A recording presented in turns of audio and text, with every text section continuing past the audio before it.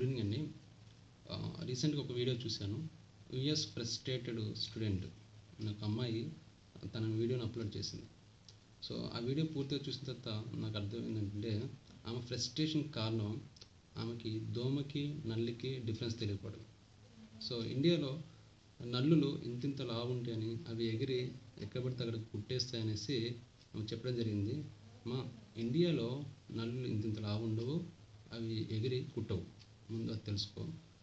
So నువ్వు US వెళ్ళి failure అయ్యావనేసి US ఎవరిని రావద్దు అని చెప్పడం అది కరెక్ట్ కాదు.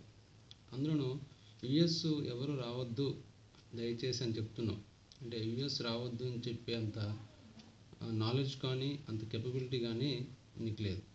సో నువ్వు చెప్పేది ఎలా ఉందంటే, ఫర్ ఎగ్జాంపుల్ ఇండియాలో చాలా టాప్ మోస్ట్ కాలేజెస్ ఉన్నాయి, ఐఐటి ఎన్ఐటి చాలా ఉన్నాయి. అందులో చదువుకున్న వాళ్ళు చాలా కంపెనీస్కి ఇప్పుడు సీఈఓగా వర్క్ చేస్తున్న వాళ్ళు ఉన్నారు, ఐఏఎస్ ఐపీఎస్ అయిన వాళ్ళు ఉన్నారు. అదే కంపెనీలో అదే కాలేజీలో క్యాంపస్ ఇంటర్వ్యూస్ సెలెక్ట్ అయ్యి లక్షలు సంపాదిస్తున్న వాళ్ళు ఉన్నారు. అలాగే అందులో ఫెయిల్ అయిన వాళ్ళు కూడా ఉన్నారు. సో ఫెయిల్యూర్ క్యాండిడేట్ ఈ కాలేజ్ మంచిది కాదని, ఫర్ ఎగ్జాంపుల్ ఐఐటి లాంటి కాలేజ్, ఈ కాలేజ్ మంచిది కాదు, ఇందులో ఎవరు జాయిన్ అవ్వద్దు అని చెప్తే ఎలా ఉంటుందో, నువ్వు యూఎస్ రావద్దు అని చెప్తే కూడా అలానే ఉంటుంది. సో నువ్వు ఫెయిల్యూర్ అయ్యావనేసి ఎవరు సక్సెస్ కారు అనడం అది నీ మూర్ఖత్వం అవుతుంది. ఇది నిన్ను అవమానించడానికో కించపరచడానికో నేను ఈ వీడియో అప్లోడ్ చేయట్లేదు. రీసెంట్గా యూఎస్ వచ్చిన స్టూడెంట్స్, అలాగే యూఎస్ రావాలనుకుంటున్న స్టూడెంట్స్, వాళ్ళ పిల్లల్ని యూఎస్ పంపించాలి అనుకుంటున్న పేరెంట్స్ నీ వీడియో చూస్తే భయభ్రాంతికి గురవుతారు. అందుకోసం వాళ్ళు కొంచెం చిన్న క్లారిటీ ఇద్దామనేసి నీ ఫెయిల్యూర్ కారణం ఏంటో చెప్పడం కోసమే ఈ వీడియో అప్లోడ్ చేస్తున్నాను. సో నీ వీడియో చూస్తే క్లియర్గా ఏమర్థం అవుతుందంటే, నువ్వు యూఎస్ వెళ్ళడానికి కారణం నీకంటూ అంటే అందరూ వెళ్తున్నారు కాబట్టి నేను వెళ్ళాను అని చెప్పావు. అంతేగాని నీకంటూ ఒక విజన్, ఒక ఫోకస్ అనేది లేదు. ఎందుకు వెళ్తున్నాను, దేనికోసం వెళ్తున్నాను అనేది ఒక విజన్, ఫోకస్ అనేది నీకు లేకుండా నువ్వు అందరు వెళ్తున్నావు కాబట్టి నువ్వు వెళ్ళిపోయావు, అందుకని నువ్వు ఫెయిల్యూర్ అయ్యావు. సో నీకంటూ ఒక విజన్ అనేది ఏర్పరచుకొని ఒక ఫోకస్ అంటూ ఉంటే డెఫినెట్గా నువ్వు సక్సెస్ అయ్యేదాన్ని. నువ్వు పాకి పని చేసేదాన్ని కాదు. నీకంటూ స్కిల్స్ లేదు కాబట్టి నువ్వు అటువంటి పని చేస్తున్నావు. ఎంతోమంది సక్సెస్ అయిన వాళ్ళు ఉన్నారు, ఎందుకంటే వాళ్ళకంటే ఒక విజన్ ఉంది, ఒక ఫోకస్ ఉంది. ఫస్ట్ నువ్వు ఫెయిల్యూర్ అవడానికి కారణం ఏంటంటే, నువ్వనే కాదు యూఎస్ వెళ్ళే వాళ్ళు నీలాగా ఫ్రస్ట్రేషన్ గురి కావడానికి కారణం ఏంటంటే రెండు కారణాలు. ఫస్ట్ ఏంటంటే, యూఎస్ వెళ్ళే ముందు ఏ కోర్స్ చేయాలి, ఏ కాలేజీలో జాయిన్ అవ్వాలి, ఈ రెండు పాయింట్స్ మర్చిపోయి వెళ్ళిపోతున్నారు. వీటి మీద క్లారిటీ ఉంటే డెఫినెట్గా సక్సెస్ అవుతారు. ఫస్ట్ వెళ్ళే ముందు అక్కడ ఏ కోర్స్కి డిమాండ్ ఉంది అనేది ఫస్ట్ చూజ్ చేసుకోవాలి. ఆ కోర్స్ చూజ్ చేసుకున్న తర్వాత ఆ కోర్స్ టాప్ 100 కాలేజ్లో ఎక్కడ ఉందో చూసుకోవాలి.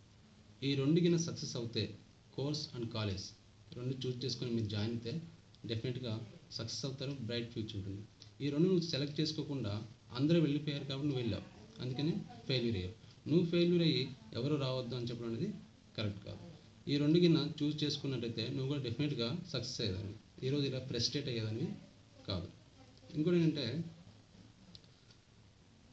రీసెంట్గా సో ఇది నీకు ఇవ్వాల్సిన క్లారిటీ, ఈ రెండు మిస్ అయ్యాయి కాబట్టి నువ్వు ఇట్లా ఫెయిల్యూర్ అయ్యావు. ఇంకోటి పేరెంట్స్కి, ఈ రీసెంట్గా ట్రంప్ ప్రెసిడెంట్గా ఎలక్ట్ అయ్యాడు. సో అక్కడ మా పిల్లలు ఉన్నారు, తర్వాత ఇప్పుడు మా పిల్లల్ని పంపిస్తున్నాము, వాళ్ళ ఫ్యూచర్ ఎలా ఉంటుందని భయపడుతున్నారు.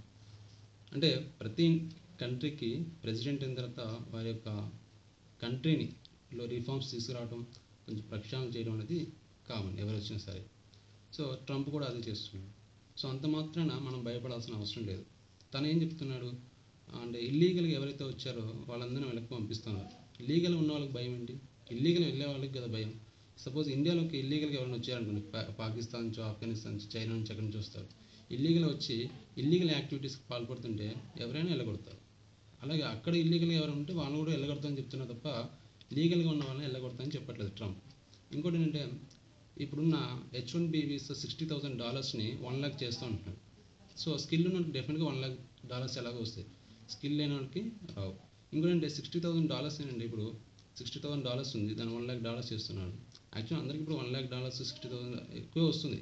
కాకపోతే ఇక్కడ ఉన్న కన్సల్టెన్సీ మీడియేటర్స్ ఎవరైతే ఉన్నారో మధ్యవర్తులు, వాళ్ళకి ఎక్కువ లబ్ధి పొందుతున్నారు. అంటే ఎవరైతే జాబ్ చేస్తున్నారో ఆ కంపెనీ ఇచ్చే అమౌంట్ మొత్తం కింద వాళ్ళకి రావట్లేదు. సో ఈ మధ్య దళాలు ఎవరైతే ఉన్నారో వీళ్ళంతా అబాలిష్ అవుతారు. కాబట్టి అక్కడున్న ఎంప్లాయీస్ కానీ స్టూడెంట్స్ కానీ భయపడాల్సిన అవసరం లేదు. భయపడాల్సిందల్లా ఇల్లీగల్గా ఉంటున్న వాళ్ళు మధ్య దళాలు మాత్రమే భయపడాలి. సో యూఎస్ వెళ్ళడానికి ఎలాంటి నిర్మోహమాటంగా వెళ్ళొచ్చు. బట్ క్లియర్ విజన్ ఫోకస్ ఉంటే డెఫినెట్గా వెళ్ళి సక్సెస్ అవ్వచ్చు. Thank you.